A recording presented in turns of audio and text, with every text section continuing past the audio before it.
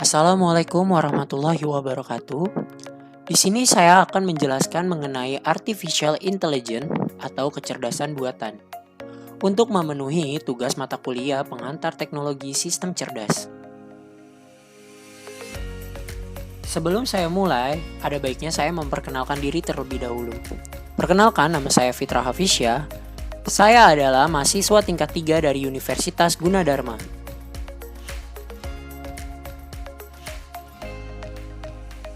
Yang pertama di sini adalah teknologi sistem cerdas menurut para ahli. Menurut Cherniak dan McDermott tahun 1985, ilmu tentang bidang mental melalui penggunaan model komputasional. Menurut Honglen tahun 1985, upaya untuk membuat komputer dapat berpikir, mesin dengan pemikiran dalam makna yang sebenarnya. Menurut Kurzweil tahun 1990, seni menciptakan mesin yang dapat mengerjakan fungsi yang membutuhkan kecerdasan jika dikerjakan oleh manusia. Yang terakhir adalah menurut Nilsson tahun 1998, AI berfokus pada perilaku cerdas pada suatu alat.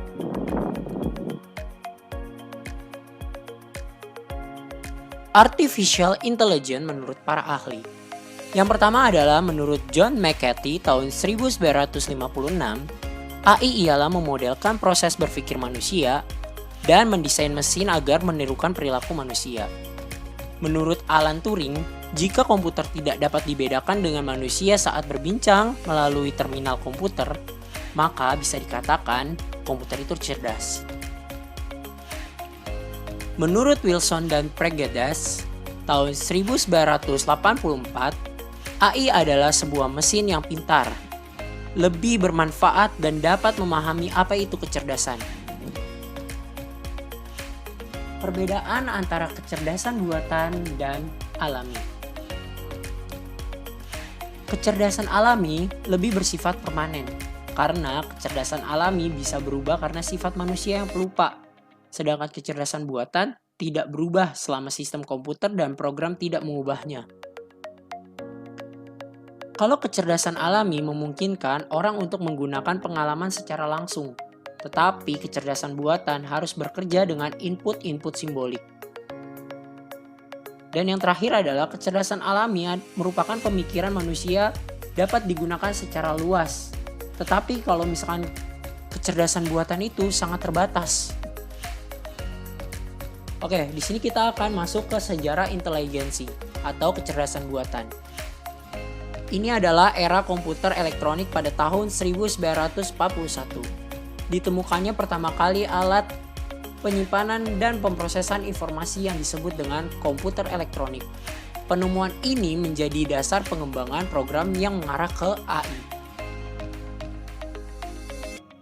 Pada masa persiapan AI tahun 1943 sampai 1956. Pada tahun 1943, Warren McColl dan Warren Pitts berhasil membuat suatu model saraf tiruan, di mana setiap neutron digambarkan sebagai on dan off. Mereka menunjukkan bahwa setiap fungsi dapat dihitung dengan suatu jaringan sel saraf dan bahwa semua fungsi logis dapat diimplementasikan dengan struktur jaringan yang sederhana. Pada tahun 1950, Norbert Wiener membuat penelitian mengenai prinsip-prinsip teori feedback. Contoh yang terkenalnya itu adalah termostat.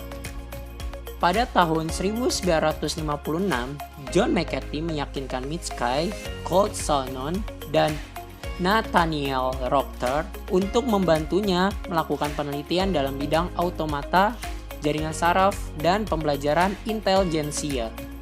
Mereka mengerjakan proyek ini selama 2 bulan di Universitas Vermont. Hasilnya adalah program yang mampu berpikir non-numerik dan menyelesaikan masalah pemikiran yang dinamakan Principia Mathematica. Hal ini menjadikan McCarthy disebut sebagai Father of Artificial Intelligence atau Bapak Kecerdasan Buatan. Awal perkembangannya tahun 1952 sampai 1969. Pada tahun 1958, McCarthy di MIT AI Lab mendefinisikan bahasa pemrograman tingkat tinggi yaitu LISP yang sekarang mendominasi pembuatan program-program AI. Kemudian McCarthy membuat program yang dinamakan Program with Common Sense. Di dalam program tersebut dibuat rancangan untuk menggunakan pengetahuan dalam mencari solusi. Pada tahun 1959, program komputer General Problem Solver berhasil dibuat oleh Herbert A. Salmon, J.C. Shaw, dan Alan Neville. Program ini dirancang untuk memulai penyelesaian masalah secara manusiawi. Pada tahun yang sama, Nathaniel Rother dari IBM dan para mahasiswanya merilis program AI yaitu Geometry Tor Prover. Program ini dapat membuktikan suatu teorema menggunakan aksioma-aksioma yang ada. Pada tahun 1963, program yang dibuat James Sell mampu menyelesaikan masalah integral tertutup untuk mata kuliah kalkulus. Pada tahun 1968, program analogi buatan Tom Evans menyelesaikan masalah analogi geometri yang ada pada tes IQ. Masih dalam sejarah inteligensi atau kecerdasan buatan. Perkembangan AI melambat pada tahun 1966 sampai 1974. Perkembangan AI melambat disebabkan adanya beberapa kesulitan yang dihadapi seperti program-program AI yang muncul hanya mengandung sedikit dan bahkan tidak mengandung sama sekali pengetahuan pada subjeknya. Banyak terjadi kegagalan pada pembuatan program AI. Terdapat beberapa batasan pada struktur dasar yang digunakan untuk menghasilkan perilaku intelijensia. Sistem berbasis pengetahuan pada tahun 1969 sampai 1979. Pada tahun 1960-an, Ed Feigenbaum, Bruce Bahanam, dan Joshua Liderbeck meliris program atau proyek Denrel, yaitu program untuk memecahkan masalah struktur molekul dari informasi yang didapatkan dari spektrometer massa. Dari segi diagnosa medis yang sudah ada, menemukan sistem basis ilmu pengetahuan, yaitu Saul Amandel dalam proyek komputer ini Biomedicine.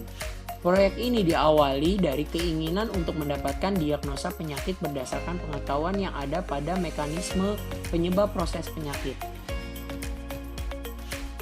AI menjadi sebuah industri pada tahun 1980 sampai 1988. Industrialisasi AI diawali dengan ditemukannya sistem pakar yang dinamakan R1 yang mampu mengkonfigurasi sistem-sistem komputer baru. Program tersebut mulai dioperasionalkan di Digital Equipment Corporation atau DAC, McDermott pada tahun 1982.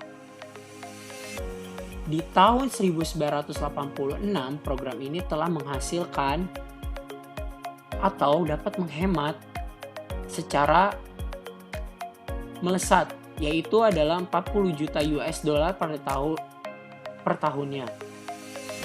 Pada tahun 1988, kelompok AI di DAC menjalankan 40 sistem pakar. Hampir semua perusahaan besar di USA mempunyai divisi AI sendiri yang menggunakan ataupun yang mempelajari sistem pakar. Booming industri AI juga melibatkan perusahaan-perusahaan besar seperti Chairgate Group, Inference, Intel Corp, dan Technology yang menawarkan software tools untuk membangun sistem pakar.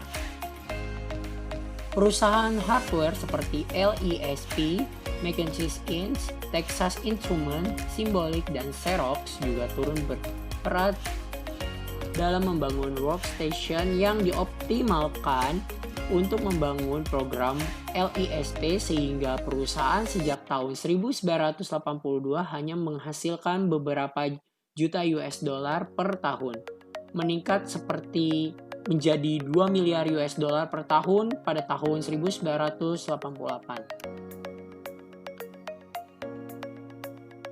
Yang terakhir adalah kembalinya jaringan saraf tiruan pada tahun 1986 hingga sekarang. Meskipun bidang ilmu komputer menolak jaringan saraf tiruan setelah diterbitkannya buku Perpetons, karangan Minsky dan Papert. Tetapi para ilmuwan masih mempelajari bidang ilmu tersebut dari sudut pandang yang lainnya, seperti fisika. Ahli fisika seperti Holtfeld tahun 1982 menggunakan teknik-teknik mekanika statistika untuk menganalisa sifat-sifat penyimpanan dan optimalisasi pada jaringan saraf. Para ahli psikolog David Rothard dan Geo Hipton melanjutkan penelitiannya mengenai model jaringan saraf pada memori. Pada tahun 1985-an, sedikitnya 4 kelompok riset menemukan algoritma backpropagation. Algoritma ini berhasil mengimplementasikan ke dalam ilmu bidang komputer dan psikologi. Di sini adalah contoh-contoh dari teknologi sistem cerdas. Yang pertama adalah Google Assistant, kedua Wes, ketiga install Heart Rate Pro, keempat Netflix, dan yang terakhir adalah Alexa. Mari kita bahas. Yang pertama adalah Google Assistant. Google Assistant merupakan sebuah asisten virtual yang dikembangkan oleh Google. Google Assistant juga didukung dengan kecerdasan buatan yang tersedia di perangkat seluler atau perangkat rumah pintar.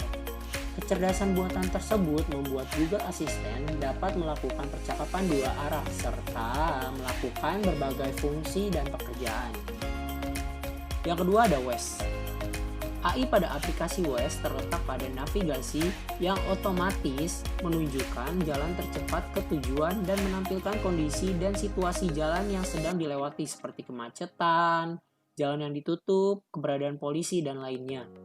Menggunakan Waze, pengguna dapat secara aktif melaporkan kepada pengguna lain tentang lalu lintas, kecelakaan, keberadaan polisi, dan lainnya pada sesama pengguna Waze yang terdekat.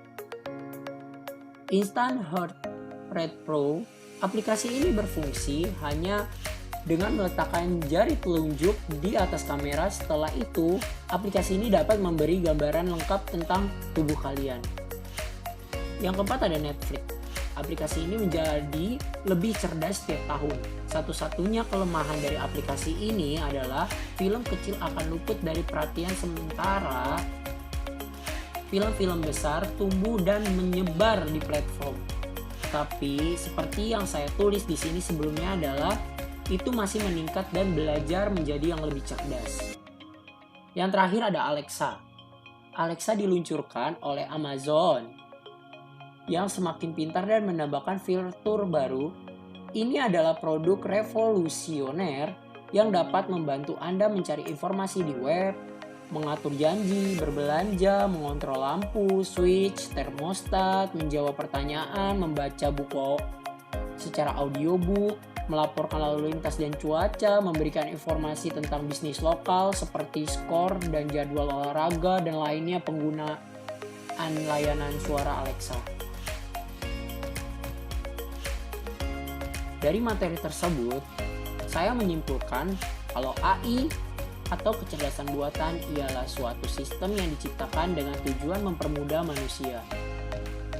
AI juga dapat mempengaruhi banyak cara hidup, berinteraksi, dan meningkatkan pengalaman dan kenyamanan kita. Tetapi, AI juga punya dampak kepada manusia itu sendiri. Seiring berjalannya kemajuan AI, maka AI itu sendiri akan menggantikan posisi manusia dalam bekerja secara tidak langsung. Berikut adalah referensi dari materi tersebut. Sekian dari saya, kurang lebihnya mohon dimaafkan. Wabillahi taufiq walhidayah. Wassalamualaikum warahmatullahi wabarakatuh.